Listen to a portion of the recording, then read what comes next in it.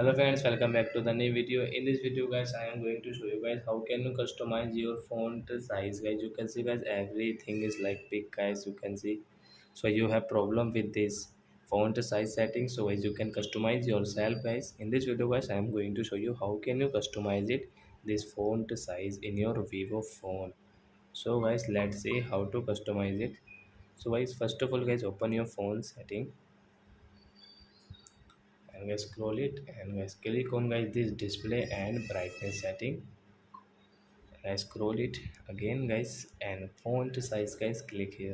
So you can customize from here. So as you can see this a, so as you can use from your a extra as a which size guys, small, default size, large, extra largest and guys largest.